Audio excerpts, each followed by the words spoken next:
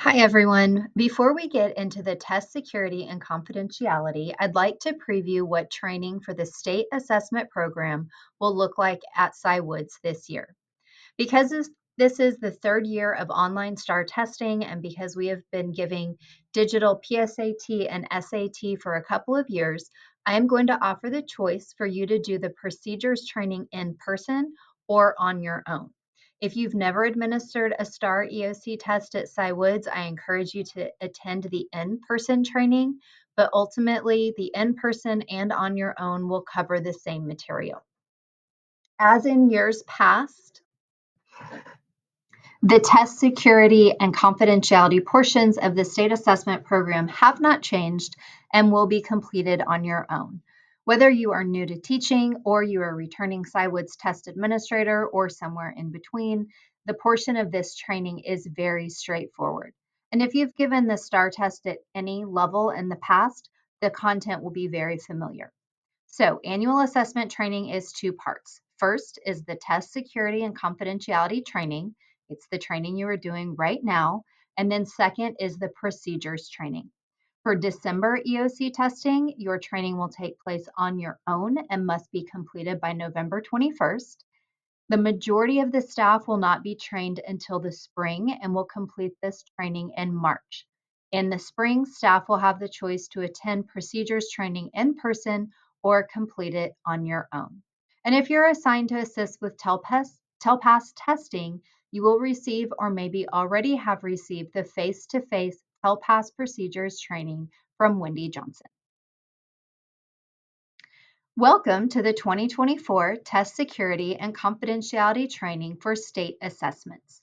The information in this presentation applies to both STAR end-of-course testing and the TELPAS testing program.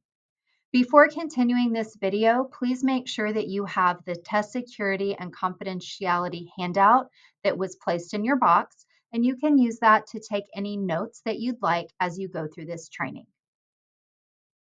As a reminder, this training does not take the place of reading the appropriate state assessment manuals and other training materials that are provided. A digital version of the STAR Test Administrator Manual was included in the training email for this presentation, and you will receive a physical copy of the STAR Manual in your box. If you are assigned to administer TELPAS, you will receive a TELPAS manual prior to testing. We will begin by reviewing test security. Now that state assessments are almost exclusively all online, secure materials are student test tickets, test session codes, and used scratch paper. To make sure these materials remain secure, we keep them in locked storage when they're not in use, and when they are checked out using a materials control form and then checked back in using that same form. Once they are checked out, secure materials must remain in the possession of a trained, licensed educator. Non-certified staff members are not allowed to take possession of secure materials or administer tests. DEA says that any non-certified staff member who participates in the state assessment program be supervised by a licensed educator. For example, I sign off on my license being used in lieu of Mary Skirm having one so that she can assist with materials and take possession of those in the hallway. Next, we'll look at test confidentiality. The Texas Education Agency has an expectation that all staff members maintain confidentiality of secure test content regardless of how they become aware of such content. As a teacher, you may hear a student discussing the constructed response items in the weeks after testing, or immediately after the test, they might ask you about a very specific topic. You are still expected to maintain confidentiality by not repeating or discussing that content. As parents, you may hear information about STAR exams from your own child. You are still expected to keep that content confidential by not repeating or discussing it. Specifically, during testing, test administrators may not view secure test content before, during, or after an administration unless authorized by TEA or by an outlined procedure. There will be very few rare occasions when a student will still take a paper assessment, and they may have oral testing support. In that case, the TA is authorized to view the content. Test administrators do not discuss or disclose test content or student responses. And finally, you are not allowed to duplicate, record, or electronically capture confidential test content unless authorized by TEA or by an outline procedure. With online testing comes session codes, which students need to access the test content. These are considered secure and they cannot be duplicated, including being written on the board. We'll review in the annual training how session codes are shared with SciWood students in each room. Next, we'll look at testing irregularities. Irregularities are incidents that result in a deviation from the documented testing procedures. TA divides these into two categories: procedural testing irregularities and serious testing violations. Procedural irregularities are less severe, they're more common, and it's typically the result of a minor deviation in a testing procedure, and most often come from an unawareness of expectations. Examples include accommodation errors where incorrect accommodations were offered, or when correct accommodations were not offered to a student during testing. Other examples are accounting errors in regards to secure testing materials, which could be missing materials, giving a student the wrong test ticket and allowing them to log into another student's test, and leaving secure materials unattended. Eligibility errors typically involve administering the incorrect test to a student, or not testing a student we should have, or testing a student we should not. And then training errors include allowing staff who has not been trained to administer state assessments. Lastly, test monitoring errors are also procedural irregularities. These are actions by the test administrator, such as leaving the materials unattended and leaving students unmonitored while they're testing. A test administrator must be present in every room anytime secure materials are present and or students are testing. It is not acceptable to walk out of the room into the hallway to ask a question. As soon as you're unaware or unable to see what is happening, materials are considered unmonitored and students are considered left unattended. For several years, we've been using small sports cones or traffic cones to alert hallway staff when assistance is needed. So rather than come out into the hallway to hang up a sign or wave down a hallway staff member, those cones are just set in the hallway, or in some cases tossed into the hallway, and they're more visible and easier to see so that you can get assistance. Other monitoring errors during testing include reinforcing test-taking strategies. Our EOC teams typically end our morning announcements on test day with a positive message, and they do list strategies, but that is allowable because it takes place before students have any secure materials. Another monitoring error is not providing additional materials like scratch paper, dictionaries during the English EOCs, not using the manual to read the say directions and just kind of winging it or summarizing it, and then not completing the seating chart is also a monitoring error.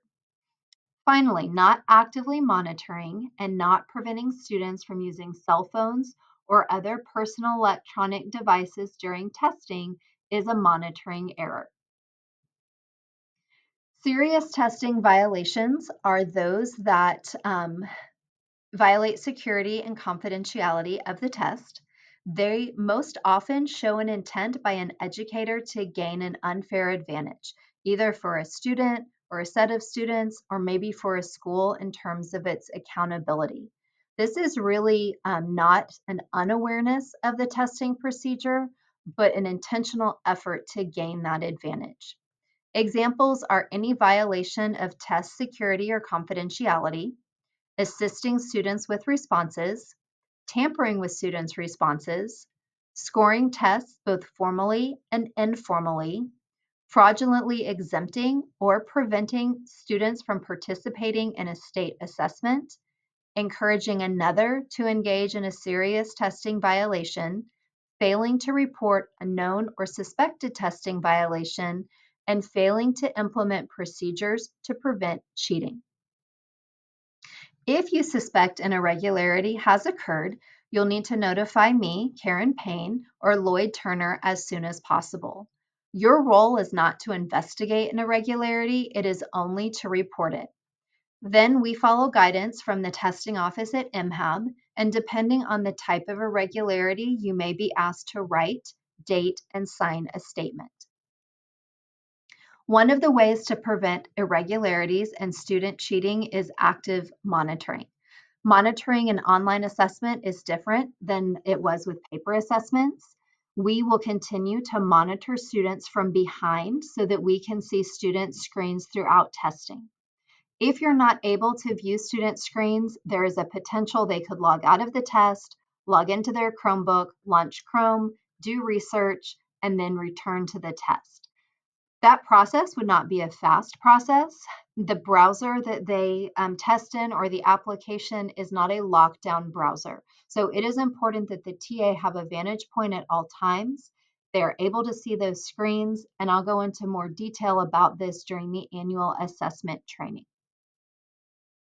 During testing, the TA can fill out the testing roster, seating chart, and other forms. They could also refer to the STAR TA manual and other testing resources, but they must not grade papers, read a book, organize files, leave students unattended, nap, use electronic devices, or engage in any activity that is not directly tied to testing. Your personal cell phone must be on silent, and computer use is not allowed during testing. It is not needed during EOC testing, and it is not an activity that is tied to testing, therefore it's not allowed. I'll discuss these topics in more detail during the annual procedures training.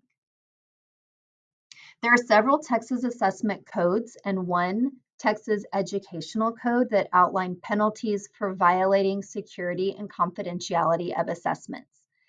To be clear, these are consequences tied to serious testing violations and not procedural testing irregularities. So again, those serious testing violations are those that show an intent to deceive the system. They are not testing irregularities that arise out of someone's unawareness or simple human error. This assessment code states that violation of security and confidentiality may result in TEA invalidating student results, referring certified educators to SBEC for sanctions, and lowering the school district's accreditation status or a district campus's accountability rating or appointment of a monitor, conservator, or management team to the school district.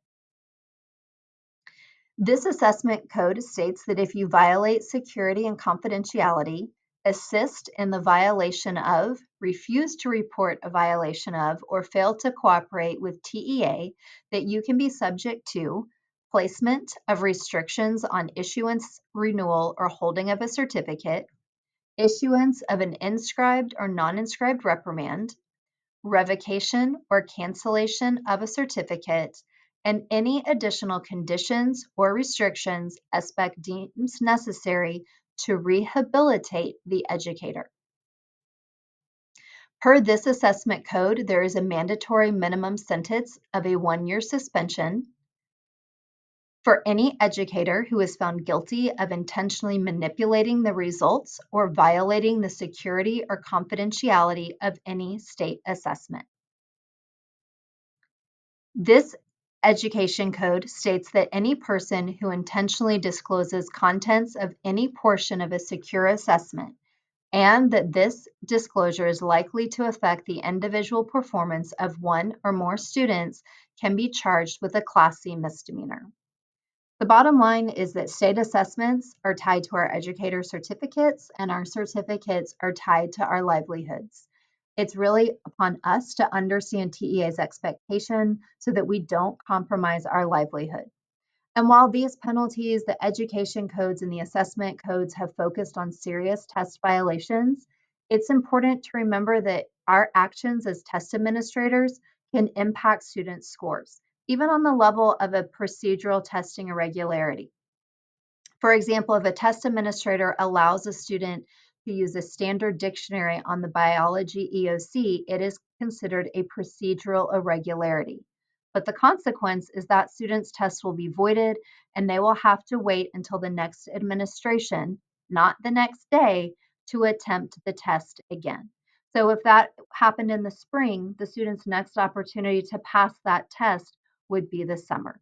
So it's imperative that we all have a clear understanding of the expectations that are part of the program, and that if you are unsure, that you ask.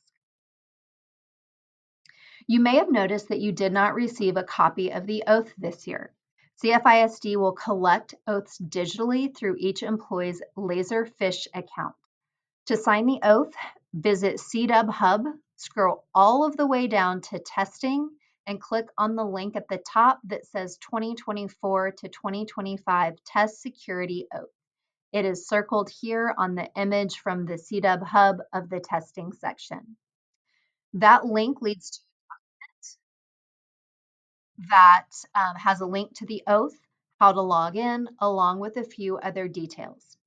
After you digitally sign the oath, you will complete a Google form acknowledging that you've completed the training, whether you did so on or off contract, and have an opportunity to submit any questions. To wrap up, just as a reminder, if you are required to participate in the procedures portion of the assessment training, you have or will receive a separate email shortly with details and due date.